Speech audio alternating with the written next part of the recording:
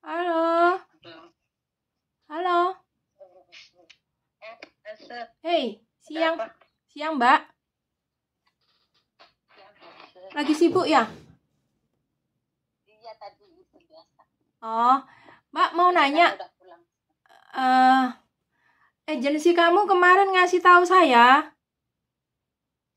kamu kan pindah majikan ini cuman ngambil kontrak kamu cuman ngambil 7 bulan kan?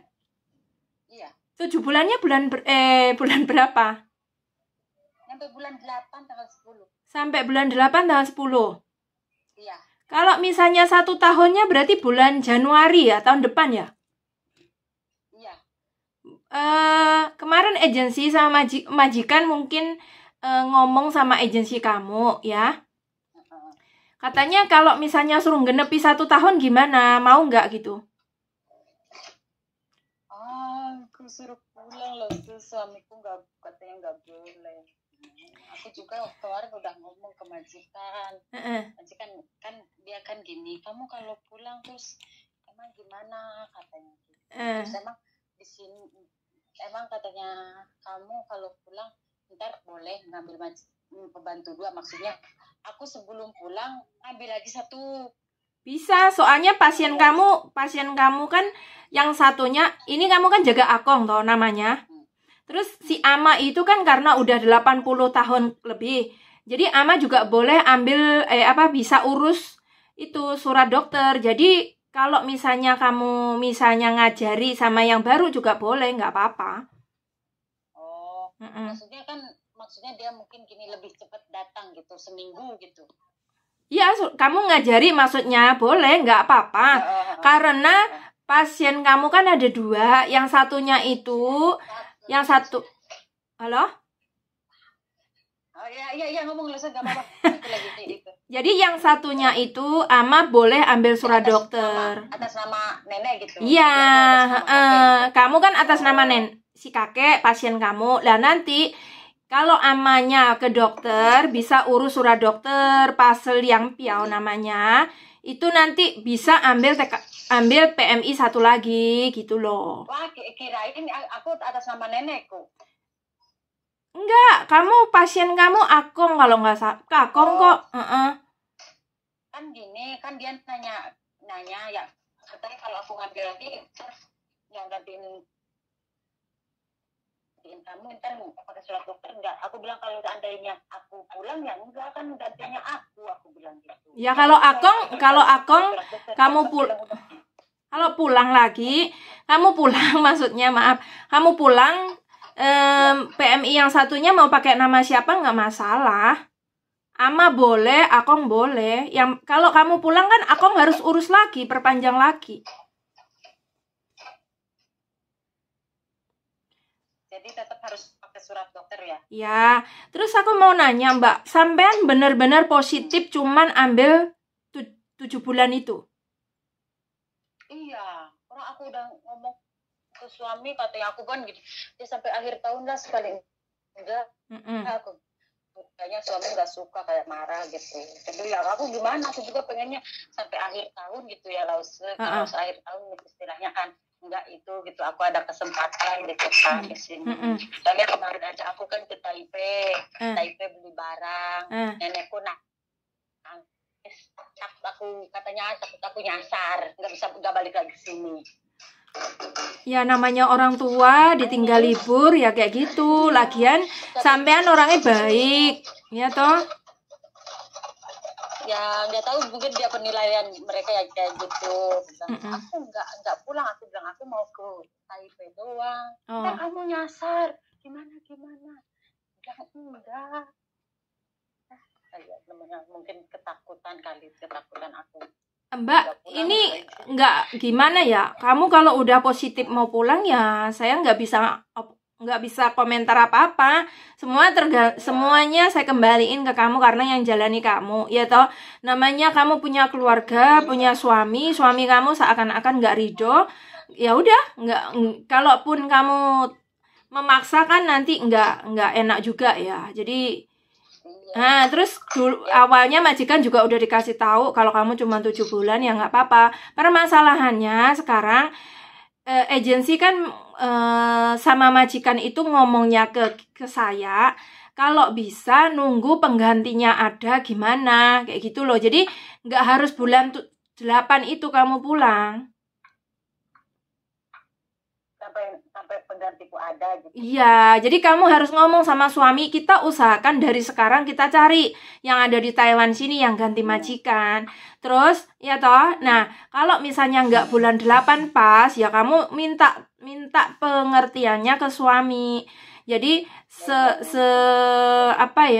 sebisa mungkin kamu bilang ke suami kalau majikan minta waktu buat cari penggantinya, kayak gitu loh.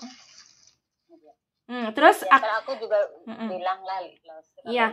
Terus gini juga Mbak, saya minta tolong kalau Mbak Ica punya teman atau punya kenalan atau saudara yang mau gantiin posisinya Mbak Ica, itu juga boleh, nggak apa-apa. Nanti kita bantu urus pindah majikan. Kalau di Indo ada. Jangan di Indo nggak bisa diharapkan. Kalau misalnya nanti Indonesia akhir-akhir ini kan masih pertemuan lagi sampai beberapa kali pertemuan. Kalau misalnya nanti Lebaran, kan kita juga nggak tahu keputusannya nanti puasa. Ini sebentar lagi mau puasa, mau Lebaran, otomatis nggak ada proses kan, nanggung mungkin kayak gitu. Siapa tahu nanti habis Lebaran bisa dibuka lagi. Nah, itu berarti yang dari Indonesia bisa ke sini. Otomatis kalau sampean punya saudara, berarti kan bisa proses gantiin posisi kamu. Nah, itu butuh waktu mungkin 3 bulan sampai 4 bulan. Kayak gitu loh. Jadi, makanya saya tadi ngomong di depan, kalau misalnya bulan 8, 9, 10, 11, 12, 4 bulan, otomatis 4 bulan kan lumayan. Yang di Indonesia, yang di PT itu bisa proses 4 bulan kan bisa terbang, ngono loh. Jadi aku minta pengertiannya sama sampean kayak gitu. Makanya saya butuh waktu. Kalau yang di Taiwan ini ada penggantinya, nggak masalah ya toh, sewaktu-waktu. Makanya saya minta tolong sama sampean, saya dibantu juga cariin. Siapa tahu punya teman, sahabat, atau saudara yang ada di Taiwan dulu. Lah nanti kalau nggak ada, kepepetnya nggak ada, kita menunggu keputusan Indonesia itu gimana, kapan sama Taiwan, pemerintah Taiwan itu gimana, kita nunggu yang saudaranya sampean yang proses ke PT, kayak gitu, ya. Iya. Makanya kalau kamu mau pulang kan bulan 8, kira-kira kita ngomong ke agensi kapan. Terus aku kan bilang kalau bisa sekarang, soalnya kan sekarang itu dia kan maunya anak Indo, gak mau Vietnam. Kalau sekarang itu aku bilang suaranya putus-putus. Kalau mau anak itu, Mbak, suaranya putus-putus. Suaranya putus-putus. Proses barang. Di dapur. Oh. Jadi kalau orang Vietnam, kita ambil TKA dari Vietnam, sayang nggak sekarang dari agensi kita, itu kita udah nggak percaya lagi sama orang Vietnam, Mbak. Orang Vietnam tuh pinter kabur, pinter bermasalah, jadi kita buang-buang duit, buang-buang tenaga. Terus kalau katanya boleh ngambil dari Filipina. Lah Filipina itu orang biodatanya aja nggak bisa nyampe ke kantor kita. Nggak ada biodata yang dikirim dari Filipina. Jadi nggak ada TKA dari Filipina. Terus mereka kan nggak bersedia jadi PRT. Kerja PRT kan nggak bersedia. Maunya kan di pabrik. Terus Vietnam juga maunya itu kerjanya nggak di PRT. Maunya mereka tuh kerjanya di kayak usaha apa, di kecantikan, di salon, di pabrik, dan lain sebagainya. Aku juga emang bilang sih ke dia, kalau emang mau aku ajarin dulu, kalau seandainya bisa kan orang Indo, biarpun dia di sini nggak bisa bahasa, aku bisa ajarin gitu. Iya, setidaknya kamu bisa ngajari kebiasaan Akong tuh apa aja, kebiasaan Ama tuh apa aja, kayak gitu. Terus Lause mau nanya, selama kamu di situ beberapa bulan itu Akong sama Ama itu mudah kan dijaga? Iya mudah, maksudnya nggak ribet, makannya juga pakai macam-macam, cuma siap-siap aja, standby, maksudnya 24 jam itu malam kan kadang kakek ke kamar mandi kita harus perhatiin gitu, takutnya kan dia kadang nggak, sekarang kan dia udah pikun gitu kan, nggak tahu siang, nggak tahu malam. Gitu. Jadi dia harus merhatiinnya. Kalau soal kencing dia bisa sendiri. Kalau BAB kan harus disiapin air ya, soalnya dia nggak duduk di matong, dia duduknya kayak di kursi pendek terus kasih air gitu. Dia orangnya jadi kayak gitu, jadi kita harus siapin air gitu. Kalau bangun tengah malam kita denger harus, maksudnya jeli gitu kupingnya, sedikit aja denger. Jadi kita harus perhatiin lah. Iya, soalnya kan Kak dokter bilang dia nggak boleh kepleset, nggak boleh jatuh lah istilahnya. Ya, kan jadi kita harus waspada, memperhatikan. Stroke-nya stroke otak katanya, bukan stroke-nya bukan stroke badan, stroke-nya otak. Stroke otak. Iya, susah. Jadi kalau itu, jadi katanya harus diperhatikan itu, jangan sampai jatuh. Nah, ini jadi yang diutamakan, yang harus dijaga, yang harus diperhatikan, yang diutamakan itu pasien si Akong aja kan? Iya, nenek enggak usah nenek. Paling kita ngingetin minum obat gitu aja. Kondisi Ama gimana sih, sehat? Bisa ngapa-ngapa? Bisa. Kemarin kan dia yang itu karena mungkin gimana ya? Mungkin karena kepikiran juga aku mau datang gitu, kayak gimana gitu. Panik orangnya. Dia, terus dia drop. Panik, iya. Makanya pas kita datang si Ama lagi di ICU. Di mana di emergency ya. Emergency. Terus akhirnya dia pulang sehat. Ya nggak apa-apa, iya sehat, maksudnya nggak apa-apa. Tapi sekarang kan harus kontrol ke rumah sakit. Oh iya, oke. Setiap itu paling ke rumah sakit juga, kalau berdua-duanya ke rumah sakit ya, anaknya nganterin, dibarengin anaknya seminggu 2 kali ke sini. Jadi merhatiin apa yang nggak ada gitu. Gitu. Jadi intinya pasien kamu dua-duanya Akong Ama itu, jadi kamu jaga pas satu pasien tapi Amanya sehat, jadi dua-duanya harus diperhatiin. Nah, mereka memperlakukan Mbak Ica, si pasien ini dua-duanya memperlakukan sampean itu baik-baik saja kan? Halo? Baik banget. Kalau makan ada kekurangan nggak, masalah makan? Enggak, makanan di meja, makanan kalau itu makanan ringan, mau makan apa istilahnya, makan apa maksudnya, makan itu bebas. Terus istirahat juga. Masalah apa ya, nggak pernah, pokoknya nggak pernah bahas kamu apa-apalah, intinya mereka manut semua ya. Iya, nggak pernah itu sih, nggak. Mungkin karena pertama kali ngambil jadi dia belum ngerti. Jadi selalu nanya, ini gimana ini, ya aku jelasin gini gitu. Bagus. Kemarin juga masalah ngambil lagi kan, ngambil lagi gimana. Kalau bisa sekarang ngomong dari awal ke agensi. Okay. Iya. Mbak, soalnya kan kalau itu ya. Terus ini aku mau nanya, rumahnya, kondisi pasien kamu ini rumahnya kan super memprihatinkan ya. Sekarang oke. Sekarang kamu udah bersihin, bagus. Udah bisa jalan kemana-mana. Bukan. Depan yang kamu barang-barang yang kayak orang pemulung itu, yang pas kita datang kayak si Ama. Udah diberesin sama anaknya. Berarti sekarang udah bersih, nggak ada barang-barang itu? Udah sebagian udah dibuang, cuma tinggal yang di luar aja.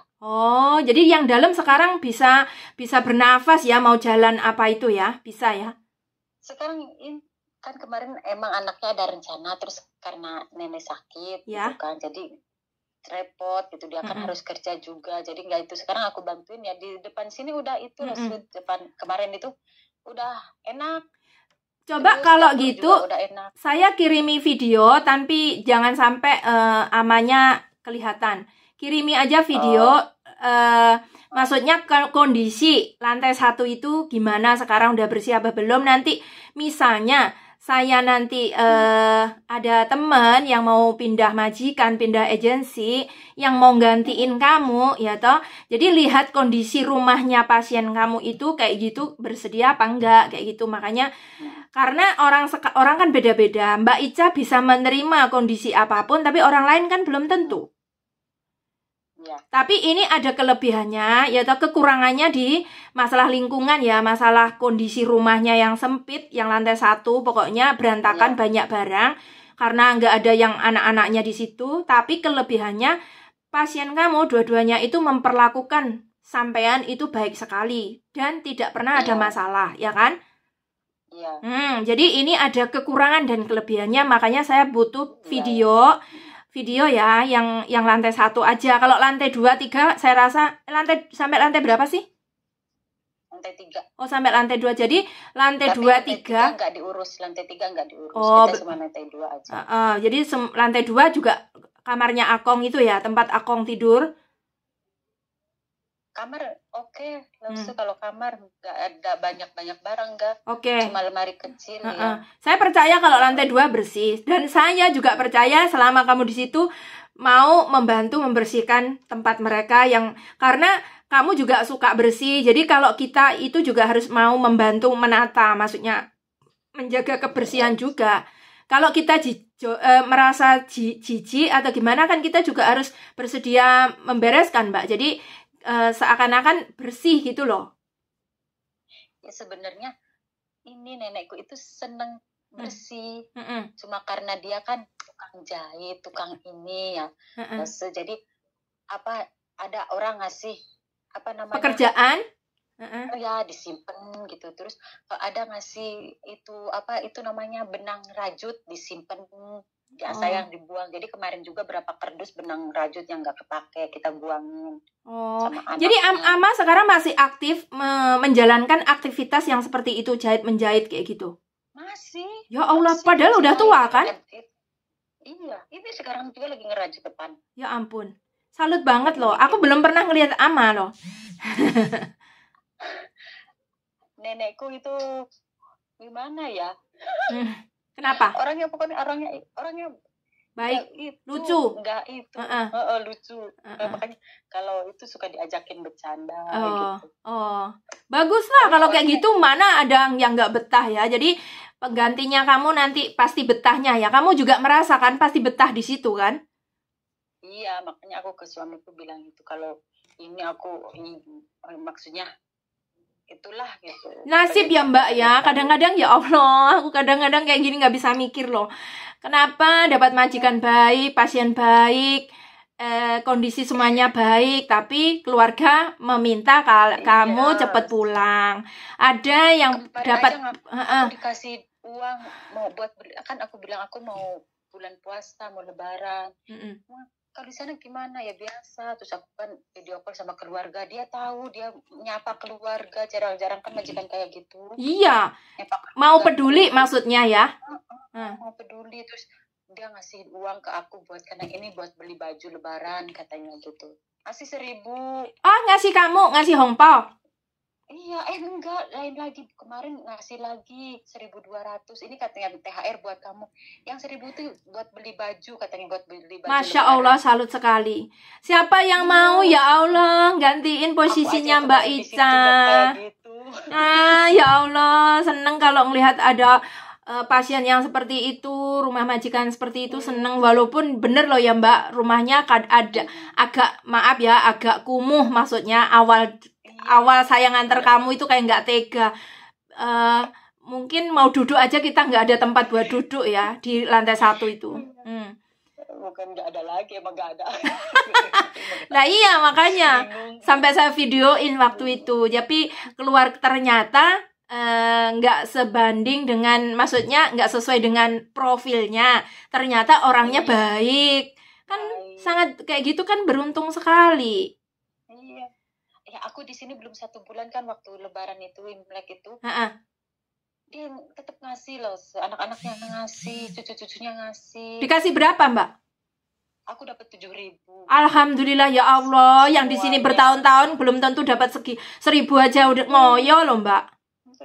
Temanku aja aku bilang yang udah kontrak kedua paling dapat 4.000. Ya Allah, ya udah nggak apa-apa, nanti tolong usahain ya, sampean kasih itu ya, bantu saya buat nyariin penggantinya ya, penggantinya sampean. Ya, ntar aku nyari lah. Ya udah, gitu aja ya. Makasih Mbak. Sama-sama loh. Bye bye. Videonya kirim ya. Ya, nanti videonya kirim ke saya. Bye bye. Ya. Bye bye. Halo teman-teman, itu Mbak Ica mau pulang bulan 8. Jadi dia kontrak barunya cuman ambil 7 bulan saja karena suaminya berharap Mbak Ica segera pulang ya, harus mengurus keluarganya di rumah. Dan ini kesempatan bagus buat teman-teman yang udah finish kontrak mau pindah majikan ya. Ini ada job baru. Ini tadi ceritanya seperti yang diceritakan Mbak Ica tadi, real ya, tidak ada rekayasa. Saya dan Mbak Icanya boleh kontak ke saya. Sing penting kalau memang mau ya bulan 8. Terus apa ya, sebelum bulan 8 nggak apa-apa. Dari majikan dan agensi kalian bersedia melepas kalian ya. Jadi kalau teman-teman yang di luar mau, nggak masalah, saya bantu urus, tapi harus pindah agensi ya, harus ikut agensi saya. Nah, pekerjaannya itu jaga akong yang utama, amanya masih sehat, amanya ada kegiatan jahit-menjahit ya, bikin rajutan, bikin baju bekas yang sobek apa dijahit itu, jadi banyak juga yang kegiatannya ama, jadi kita nggak perlu bantu ya. Cuman mengingatkan ama kadang makan obat atau gimana, amanya baik. Tadi juga diceritain sama Mbak Ica semuanya. Nah itu pokoknya cuman ada sedikit yang apa ya, yang merasa mungkin teman-teman kalau maunya tempat yang bersih ya, mungkin agak ragunya di rumahnya ama ini, rumahnya pasien ini. Cuman sekarang udah, kata Mbak Ica tadi, udah dibersihin ya. Dulu awal datang itu bener-bener saya juga masih ada videonya, kumuh sekali karena dua-duanya itu udah tua, anaknya nggak tinggal serumah, jadi masalah rumah nggak diperhatiin, tapi hatinya super baik ya, luar biasa, saya sampai salut. Nah teman-teman kalau ada yang mau boleh kontak ke saya ya. Dan pokoknya jangan PHP saya ya, jadi harus majikan dan agensi kalian mau melepas kalian, sudah menyetujui kalian pindah majikan dan pindah agensi, seperti itu kalau mau ya. Untuk job bulan 8, oke, nanti akan saya sertakan videonya, kira-kira kalian mau nggak di posisi seperti Mbak Ica ini ya, karena lingkungannya itu agak kumuh, cuman pokoknya sekarang udah dibersihin ya. Oke, itu saja informasi dari saya, mudah-mudahan bermanfaat bagi teman-teman semuanya. Selamat bertugas, selamat beraktivitas, sehat selalu, selalu jaga mood, berdoa semoga Gusti Allah memberkahi. Terima kasih. Bye-bye. Siapa bilang mau Taiwan kali? Saya nganter PMI kerja, mau duduk aja nggak ada tempat. Belokan, yo. Wong ini kok majikan.